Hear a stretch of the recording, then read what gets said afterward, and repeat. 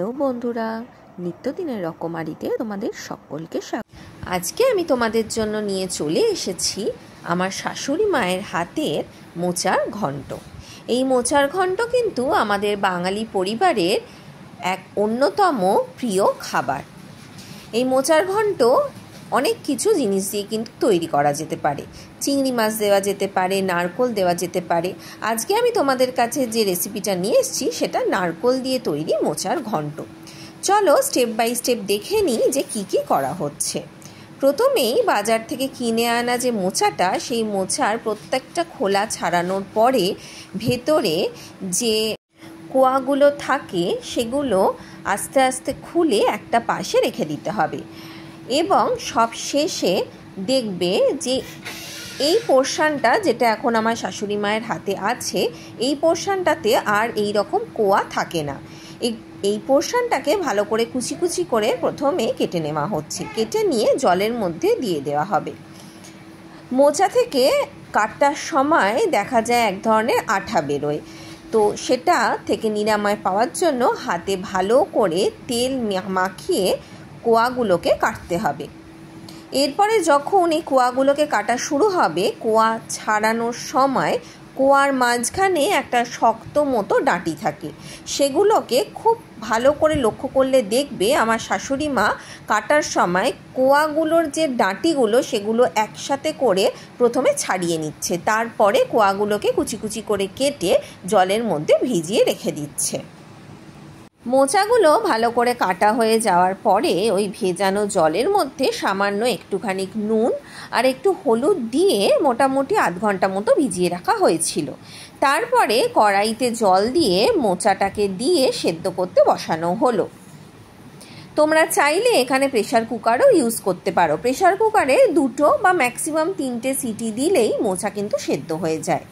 আর মোচাতে দেওয়ার জন্য এখানে কুচি কুচি করে আলু কেটে নেওয়া হয়েছে। যেহেতু প্রথমেই বললাম যে নারকোল দিয়ে আজকে আমরা মোচাটা বানাবো, তাই এখানে নারকোল কুড়ে নেওয়া হচ্ছে।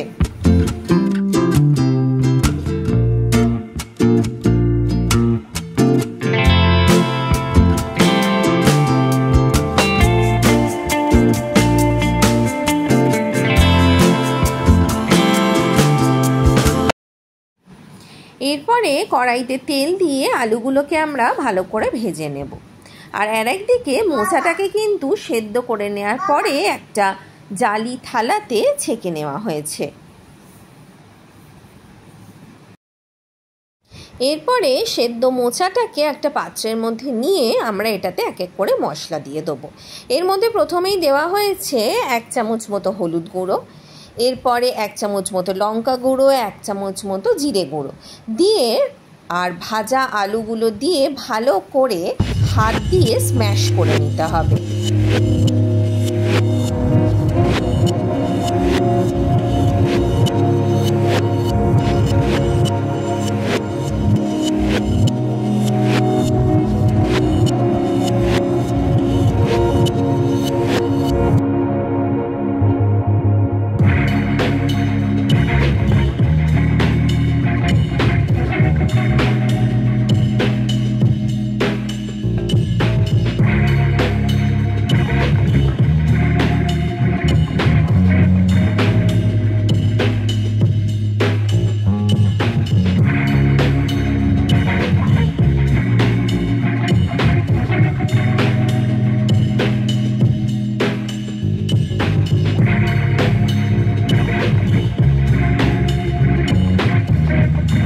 একদিকে ভালো করে স্ম্যাশ করে নেওয়ার পরে কড়াইতে আরেকটু তেল দিয়ে 2টো তেজপাতা, শুকনো লঙ্কা ফোড়ন দিয়ে তার মধ্যে স্ম্যাশ করা যে মোচাটা সেটা ভালো করে দিয়ে নাড়াচাড়া করতে হবে।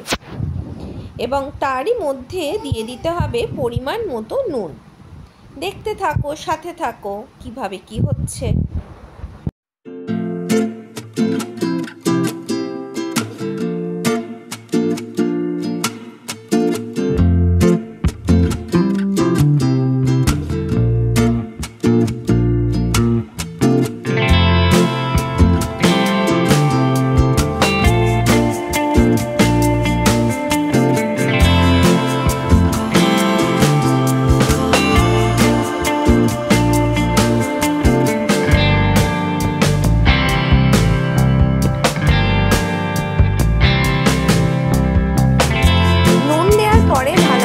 নাড়াচাড়া করে একটু শুকনো হয়ে এলেই আমরা দিয়ে দেবো নারকোলটা।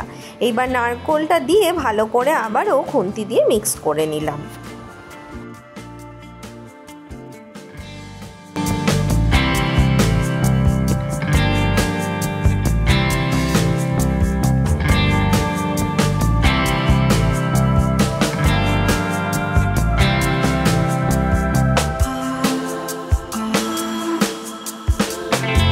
নারকেল দিয়ে ভালো করে মিক্স করে দেওয়ার পরে যখন একদম শুকনো হয়ে যাবে তখনই রেডি হয়ে যাবে আমাদের নারকেল দিয়ে মোচার ঘন্ট।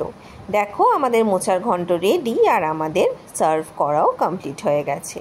এই রকমভাবেই ঝটপট করে স্টেপ বাই স্টেপ মেনে তোমরাও বাড়িতে বানিয়ে নিতে পারো আমার শাশুড়ি মায়ের হাতের স্পেশাল নারকেল দিয়ে মোচার ঘন্ট। আমি ঠিক যেভাবে তোমাদের বললাম ঠিক সেই রকমভাবেই স্টেপ বাই স্টেপ তোমরা বাড়িতে বানিয়ে নিও নারকেল দিয়ে মোচার ঘন্ট, আর আমাকে কমেন্ট সেকশনে লিখে জানিও তোমাদের কেমন লাগলো। যদি আমার এই রেসিপিটা তোমাদের ভালো লেগে থাকে তাহলে আমার ভিডিওটিতে একটি লাইক, কমেন্ট এবং আমার চ্যানেলটিতে সাবস্ক্রাইব করতে ভুলো না কিন্তু। তোমরাও ভালো থেকো। আবার পরের ভিডিওতে দেখা হবে তোমাদের সাথে নতুন কিছু নিয়ে। নিত্যদিনের রকমারিতে চোখ রাখতেই থাকো। টাটা।